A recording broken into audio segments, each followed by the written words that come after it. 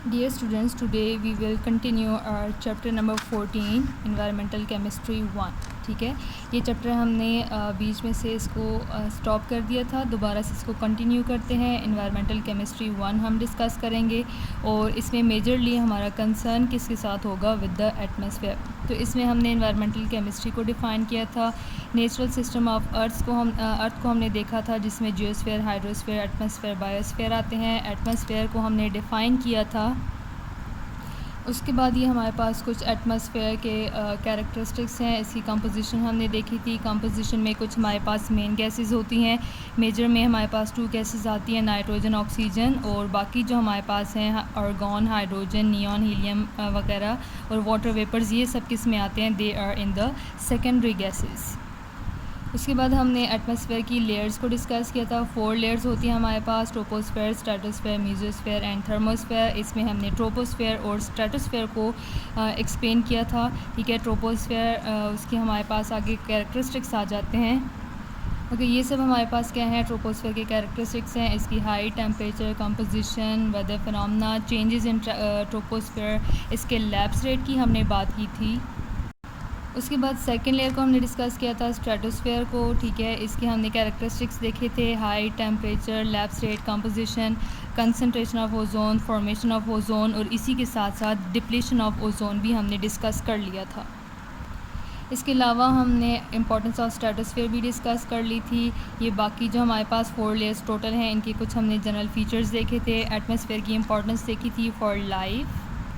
इसके अलावा water vapours भी जो एटमॉस्फेयर में है वो भी इंपॉर्टेंट है। प्रोटेक्शन हमें मिलती है एटमॉस्फेयर से, यूवी रेडिएशन को अब्जॉर्ब करते हैं, अर्थ के टेम्परेचर को बैलेंस करते हैं। ठीक है, इसी तरह से ये सारे फीचर्स जो हैं वो हमने डिस्कस किए थे इन importance of atmosphere.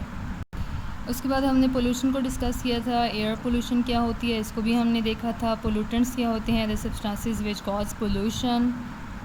Air pollutants को हमने डिस्कस किया था, जो सब्सटेंसेस एयर पोल्यूशन कॉज करते हैं, इनके कैरेक्टरिस्टिक्स क्या होते हैं।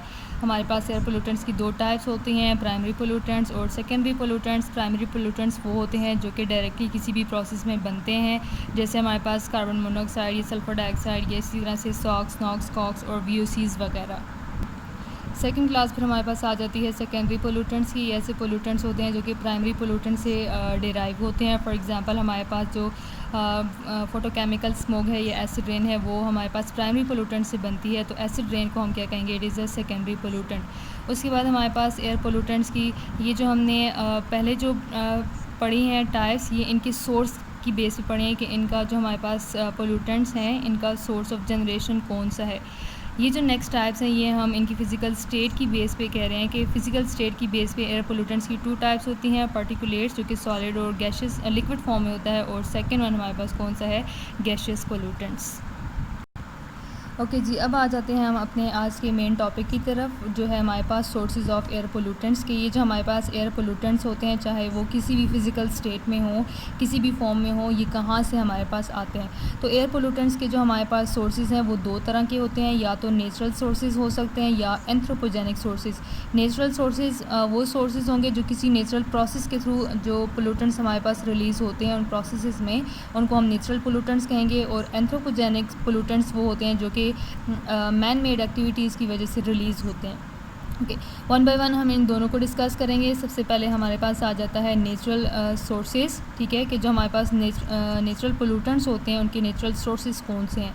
तो ऐसे पोल्यूटेंट्स जो कि किसी नेचुरल प्रोसेस में बनते हों, उन पोल्यूटेंट्स को हम क्या कहेंगे, नेचुरल पोल्यूटेंट्स कहेंगे। इनके सोर्सेज कौन से हो सकते हैं, फॉर एग्जांपल रॉटिंग वेजिटेशन। ठीक है, ये जो वेजिटेशन जो है बहुत ज़्यादा, जब इसकी एक्सेसिव राइपनिंग होती है तो इसको रॉटिंग वेजिटेशन कहते हैं। इसके अलावा जो वोल्केनिक एरप्शन है, ये भी नेचुरल फिनोमेना है, तो इसकी वजह से भी जितने हमारे पास पोल्यूटेंट्स रिलीज़ होंगे वो कौन सी सोर्स में आएंगे, नेचुरल सोर्स में।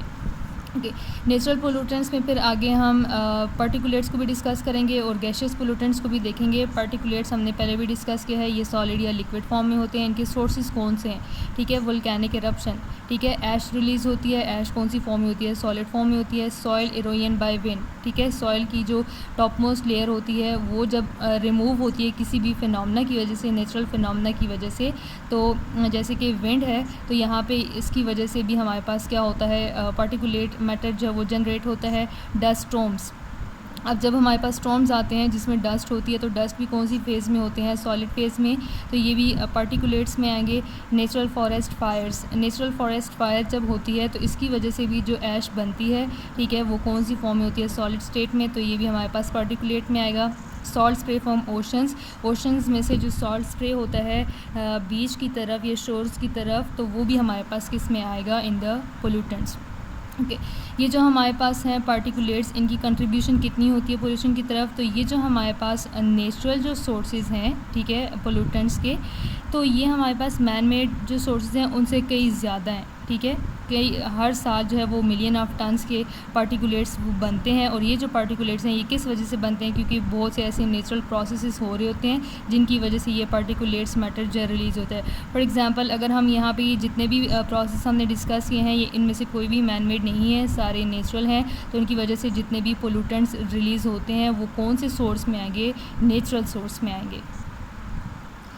ओके उसके बाद हम देख लेते हैं ऐसे कौन से नेचुरल प्रोसेसेस होते हैं जिनकी वजह से डिफरेंट गैसेस रिलीज़ होती हैं, क्योंकि हमने यहाँ पे ये जो पोल्यूटेंट्स डिस्कस कर रहे हैं ये हम सॉलिड्स को अलग डिस्कस करेंगे, उसके नेचुरल सोर्सेज को और एंथ्रोपोजेनिक सोर्सेज, और जो हमारे पास गैसेस फॉर्म में जो पोल्यूटेंट्स हैं उनके नेचुरल और एंथ्रोपोजेनिक को अलग डिस्कस करेंगे।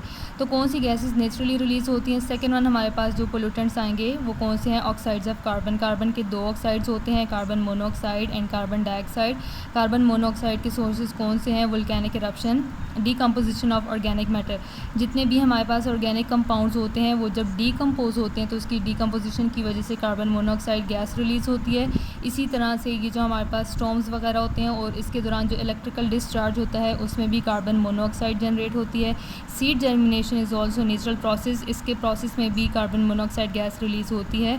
और नेचुरल गैस एमिशन कई जगहों पे जो खुद से नेचुरल गैस रिलीज़ होती है, मीथेन गैस रिलीज़ होती है, ठीक है, तो उसकी कंबशन की वजह से भी हमारे पास कार्बन मोनोऑक्साइड की फॉर्मेशन होती है। सेकंड जो हमारे पास ऑक्साइड ऑफ कार्बन है दैट इज़ कार्बन डाइऑक्साइड। सबसे मेजर इसका जो सोर्स है नेचुरल वो कौन सा है, animal and plant respiration. Animals या प्लांट्स की जब रेस्पिरेशन होती है तो ये आपने पढ़ा हुआ है, इसके प्रोडक्ट्स में कार्बन डाइऑक्साइड रिलीज़ होती है। इसके अलावा जितने ऑर्गेनिक कंपाउंड्स हैं या ऑर्गेनिक मैटर है वो जब डीकम्पोज होता है तो कार्बन डाइऑक्साइड प्रोड्यूस होती है। फॉरेस्ट फायर्स जब होती हैं, आग जब लगती है तो वहाँ पे भी कार्बन डाइऑक्साइड गैस रिलीज़ होती है। वोल्केनिक इरप्शन की वजह से भी क्या होगा, कार्बन डाइऑक्साइड गैस रिलीज़ होती है। तो ये सारे प्रोसेसेस कौन से हैं, these are all natural processes. Next आ जाती है हमारे पास class oxide of nitrogen. Nitrogen oxides कहाँ से रिलीज़ होंगे, इसके मेजर जो सोर्सेज हैं वो हैं bacteria and other micro organisms, ठीक है, कि जो हमारे पास सॉइल में जितने भी बैक्टीरियाज होते हैं वो क्या करते हैं, सॉइल में अगर कहीं पे भी नाइट्रेट्स हैं, ठीक है, किसी भी फॉर्म में अगर नाइट्रेट्स प्रेजेंट हैं तो वो इसको किस में कन्वर्ट कर देते हैं, नॉक्स में कन्वर्ट कर देते हैं, ऑक्साइड्स में कन्वर्ट कर देते हैं। इसी तरह से एटमॉस्फेयर में जो हमारे पास नाइट्रोजन प्रेजेंट होती है उसको भी कुछ जो हमारे पास माइक्रो ऑर्गेनिजम्स होते हैं ये किस में कन्वर्ट कर देते हैं, अमोनियम में कन्वर्ट कर देते हैं या ऑक्साइड्स ऑफ नाइट्रोजन में कन्वर्ट कर देते हैं। तो नॉक्स का जो मेजर सोर्स है वो क्या है, bacteria and micro organisms. Next हमारे पास आ जाता है ऑक्साइड्स ऑफ सल्फ़र। सल्फ़र के ऑक्साइड्स कैसे हमारे पास नेचुरल प्रोसेस के थ्रू रिलीज़ होते हैं, वोल्केनिक इरप्शन की वजह से रिलीज़ होते हैं। रॉक वेदरिंग कहते हैं, ये जो रॉक्स किसी भी नेचुरल फिनोमेना की वजह से जब ये ब्रेक डाउन होना स्टार्ट हो जाती है तो इसको रॉक वेदरिंग कहते हैं और इसके रिज़ल्ट से भी हमारे पास सॉक्स प्रोड्यूस होती हैं। बायोलॉजिकल एक्टिविटीज़ कुछ इस तरह से हमारे पास बायोलॉजिकल प्रोसेसेस होते हैं नेचर में जिसकी वजह से सॉक्स प्रोड्यूस होते हैं। लास्ट हमारे पास आ जाता है वोलेटाइल ऑर्गेनिक कंपाउंड्स, जिनको हम VOCs भी कहते हैं। इनके हमारे पास सोर्सेज कौन से हैं, वेटलैंड्स, ठीक है, जितने भी मार्शी एरियाज़ होते हैं जहाँ पे नमी ज़्यादा होती है वहाँ से जो है मीथेन गैस रिलीज़ होती है, ठीक है, मीथेन है, वोलेटाइल है, तो ये हमारे पास कौन सी क्लास में आएगा, वोलेटाइल ऑर्गेनिक कंपाउंड्स में ही आएगा। और जो हमारे पास वेटलैंड्स हैं ये 78% क्या चीज़ जनरेट करते हैं, मीथेन गैस। इसके अलावा एनिमल डाइजेशन, बहुत से ऐसे एनिमल्स हैं जैसे काओ, शीप्स एंड गोट्स, ये इनका जब डाइजेशन का प्रोसेस होता है तो इनमें भी कौन सी गैस रिलीज़ होती है, मीथेन गैस रिलीज़ होती है। इसी तरह से जो टर्माइट्स हैं, टर्माइट्स भी large amount of methane gas को क्या करते हैं, जनरेट करते हैं। टर्माइट्स कहते हैं दीमक को। ठीक है।